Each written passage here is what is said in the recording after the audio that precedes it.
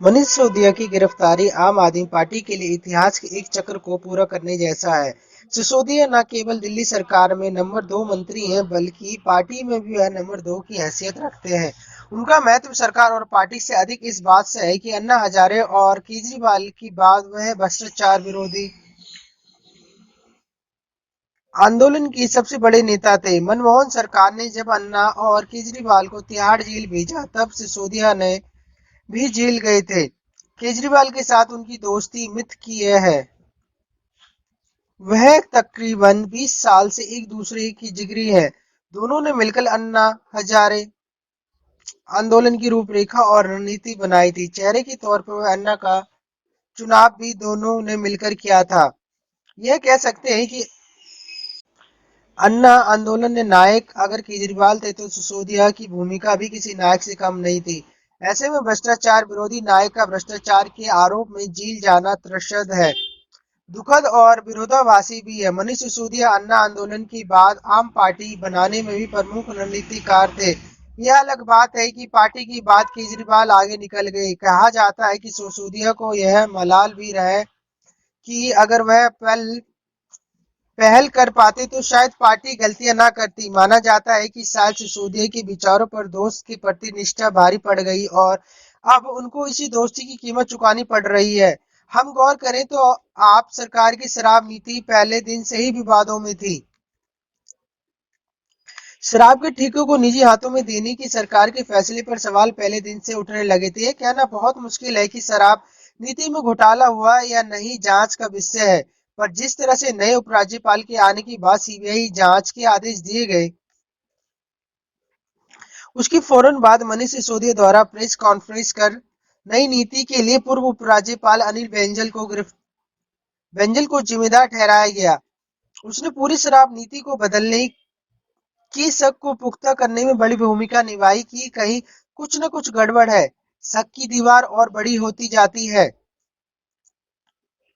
जब गोवा और पंजाब में चुनाव के दौरान पैसा पानी की तरह बहाया गया। आलोचक सवाल पूछने लगे थे और यह वह पल था जब सरकारी एजेंसियों को आप पर हाथ डालने का मौका मिल गया। इन आरोपों में कितना दम है और इसमें सिसोदिया की क्या भूमिका है, यह तो अदालत में साबित होगा। पर इस कदम ने दाग तो लगा ही दिया है। लोगों के लिए यह मानना थोड़ा कठिन होगा कि सिसोदिया जैसे नेता पर केंद्र सरकार ने यूं ही हाथ डाल दिया होगा।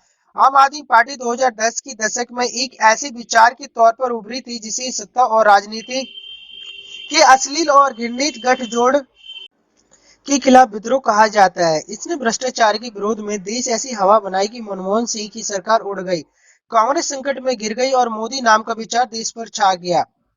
आप दरअसल विचारधारा के संकट से जूझते विश्व में एक विकल्प की तलाश थी।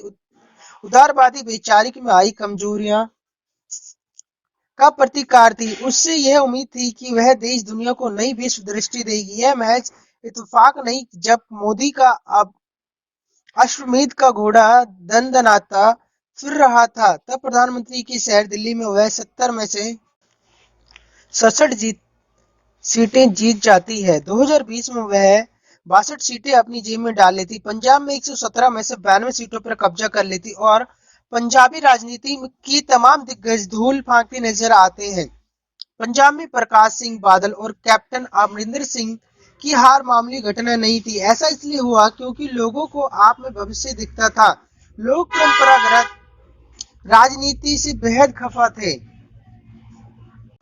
राजनीति की मूल्यहीनता को सबक सिखाना चाहते थे। जनता को धोखा देने वालों में से बदला लेना चाहते थे। मगर यदि वही लोग यह महसूस करने लगे कि यह अलग दिखने वाली पार्टी भी उसी रास्ते पर चल निकली जो मुंह भंग होना स्वाभाविक होगा। सिसोदिया की गिरफ्तारी इस प्रक्रिया को आगे बढ़ाएगी और इसका नुकसान उनकी पार्टी को होगा। ऐसा इसलिए भी होगा क्योंकि वह आप भाजपा की तरह कोई संगठित ताकत नहीं है, वह भारतीय राजनीति में एक लहर की तरह है। आपको इस लहर को संगठित और अनुशासित करने के लिए संगठन बनाना चाहिए था, संघ की तरह काडर खड़ा करना चाहिए था। ऐसा नहीं हुआ और दूसरों की तरह यह पार्टी भी किसी तरह से चुनाव लड़ने और जीतने की मशीन बन गई। इससे उसकी नैतिक पूंजी कम होने लगी। आशंका है कि सिसोदिया की गिरफ्तारी इससे और कम करेगी। जहां तक 2024 में मोदी की चुनौती देने का प्रश्न है, तो मोदी और केजरीवाल में तुलना ठीक नहीं है। चुनौती देने से पहले केजरीवाल को दिल्ली में लोकसभा चुनाव जीतना होगा। 2014 और 2019 की चुनाव में वह 7 सीटें हारी थी। 2019 में लोकसभा चुनाव में वह तीसरे नंबर की पार्टी थी, कांग्रेस दूसरे नंबर पर थी। पंजाब में वह विधानसभा चुनाव में बड़ी जीत के बाद मुख्यमंत्री की संगरूर सीट हार गई। आज की तारीख में उसके पास लोकसभा में एक भी सांसद नहीं है। खैर, सिसोदिया की गिरफ्तारी पर आप माहौल बनाने की कोशिश करेगी। इसमें कितनी कामयाब होगी कहना मुश्किल है। हाँ, अगर सिसोदिया को अदालत से जल्दी जमानत नहीं मिली तो आपको दिक्कत आएगी, सरकार चलाने में भी और छवि खेल में भी। सिसोदिया के पास 18 विभाग हैं और उन पर केजरीवाल आंख मूंद कर भरोसा करते हैं। सत्येंद्र जैन के जेल जाने के बाद वह सिसोदिया की गिरफ्तारी दिल्ली सरकार को पंगु कर सकती है। विकल्प खोजना आसान नहीं होगा। कोई दो राह नहीं है कि यह घटना आपको बड़ा झटका है और मोदी सरकार की आदत उन्हें आगे भी इस झटके से उबरने नहीं देगी। केजरीवाल की कौशल और धैर्य की असली परीक्षा है।